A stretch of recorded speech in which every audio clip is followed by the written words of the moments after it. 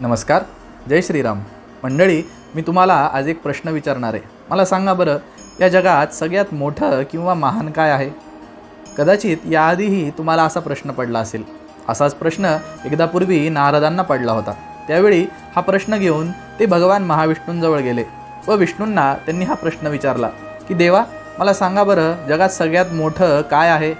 असं ऐकल्यावर भगवान म्हणाले, नारदा, जगात सगळ्यात मोठे ना तुम्ही आहात.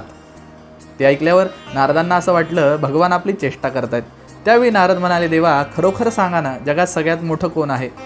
त्यावेळी भगवंताने नारदांना विचारलं, नारदा, तुम्ही सांगा, तुम्हाला काय वाटतं जगात सगळ्यात मोठं कोण आहे? थोडा वेळ नारदांनी विचार केला व नारद भगवंताला म्हणाले, देवा, मला असं वाटतं की या जगात सगळ्यात मोठी पृथ्वी आहे. असं का? पृथ्वी मोठी म्हणता का? मग मला सांगा बरं.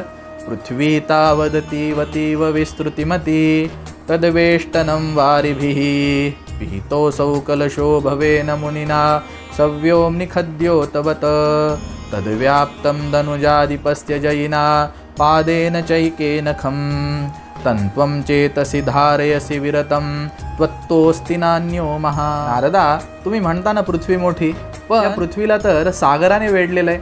मग मला सांगा बरं, समुद्र मोठा की पृथ्वी मोठी? नारद म्हणाले, समुद्र मोठा.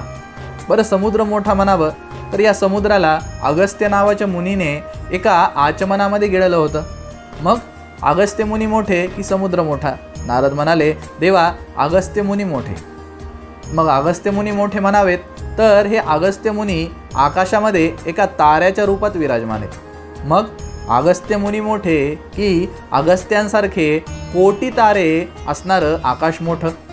नारद म्हणाले, देवा, खरं आहे तुमचं, आकाश मोठं.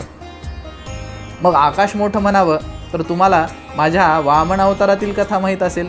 वामन अवतारात मी भूमिदान घेताना एका पावलामध्ये आकाशसुद्धा व्यापलं होतं. मग आता सांगा बरं, कोण मोठं? ते ऐकल्याबरोबर नारदांनी भगवंताचे पाय धरले आणि नारद भगवंताला म्हणाले, देवा, खरंच तुम्ही जगात सगळ्यात मोठे आहात. भगवान पुढे बोलू लागले, नारदा, थांबा, माझं उत्तर अजून संपलेलं नाही आहे.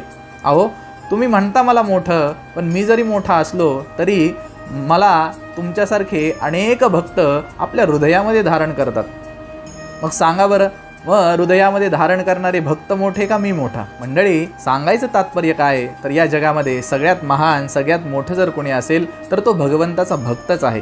अहो, या भक्तासाठी तर, भक्ताच्या अंतःकरणातील प्रेम प्राप्त करून घेण्यासाठी तर भगवान अवताराला त्या ठिकाणी वेळोवेळी येतात. त्यामुळे या जगात सगळ्यात मोठा, सगळ्यात महान भक्तच त्या ठिकाणी आहे.